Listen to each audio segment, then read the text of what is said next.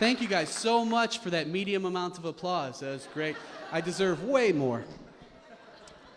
I was doing some late night shopping at like a department store, and it was starting to close, and there's just me and a woman left in there, so now we got to walk out to our cars in the dark parking lot, and I noticed she's walking as fast as she can to get away from me, and like she looks nervous, and that offended me, audience, because she wasn't even that hot.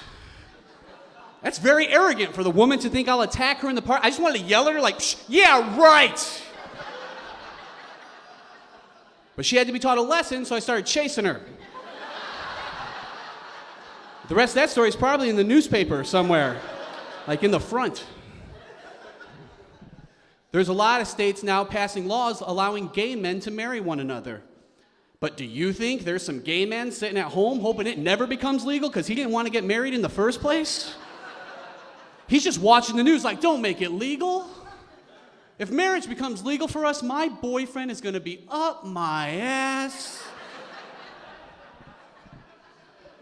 That meant two things. That meant the first thing and then the other. There's a lot of weird stuff we know for no reason. Like if a jellyfish stings you, you pee on it. And we know that like right now. But how could the first guy who ever have tried that have known that it was going to work? Is his poor friend just rolling around on the beach like, oh, the jellyfish hurt me so bad. And he runs up and he's like, hear me out. I could pee on it. I don't know. Let's see if that helps. And you know what, audience? He peed on his friend, and his friend stopped hurting, which means for at least a little while, that guy thought his pee was magic. And that's a stupid-ass joke, but I was public schooled, so I'm a moron. Chicago public schools teach kids, like, I learned Roman numerals in 3rd grade. Like, we shut down 3rd grade for a week, so thank God I learned Roman numerals, because now I know which Super Bowl I'm watching. And which Rocky movie is coming on next.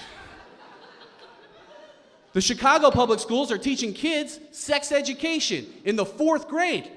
My best friend has an 8-year-old son. The little 8-year-old knows the complete anatomy of a female's body.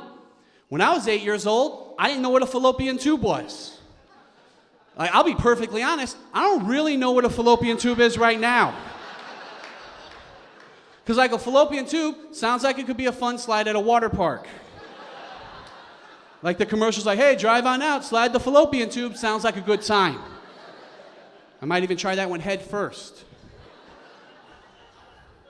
That's how you're born.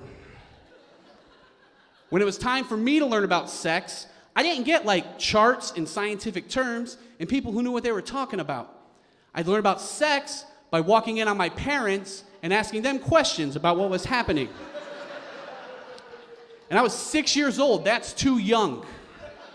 Because you just blurt stuff out when you're a kid.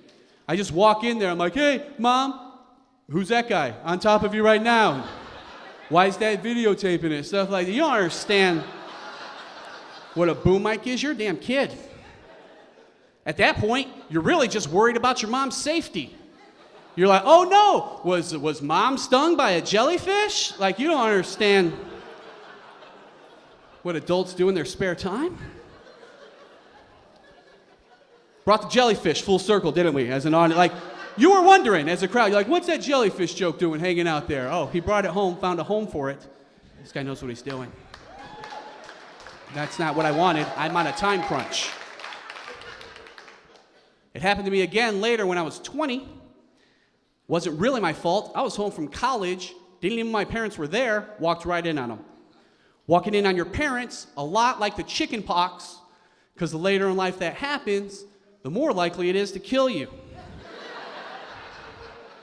And you're all nice people. I don't want to ruin your night by being all gross and graphic and telling you what I saw when I walked in on my parents when I was 20. I'll just tell you this, I don't kiss my mom goodnight anymore. Yeah. Figure that one out, right? Yeah.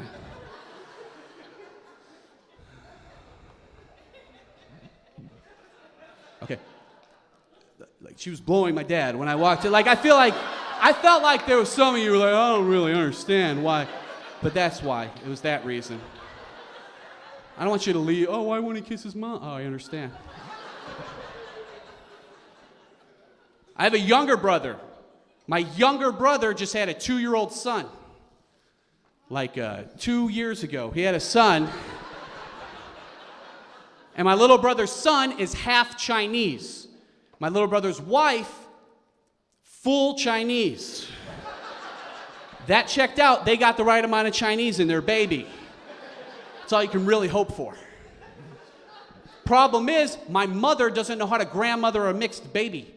She's always got dumb questions like, hey, what can he eat?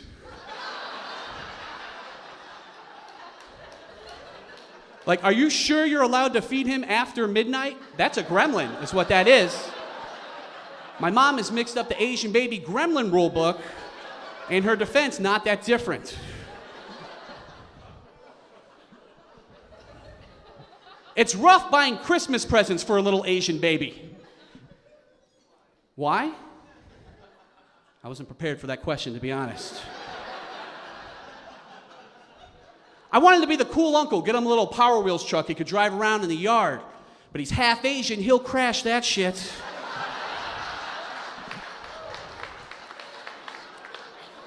I had to put some thought into his gifts, so for Christmas, I got my little half Chinese nephew a shovel. And I was like, here, use the shovel to see your grandparents. Some of you didn't like that because you thought it was racist. You're like, oh, he's saying he's got to dig to China. No, his grandparents are dead. That's clearly a grave robbing joke. No racism at all. I'm trying to win a goddamn contest. Like, if I was going to be racist, I'd have been like, oh, my brother's wife is Chinese, and she bought me a GPS, and when it wants me to turn, it's like, you turn now! That's the joke I would have done. If I was, that's all from me. Thanks a lot, guys.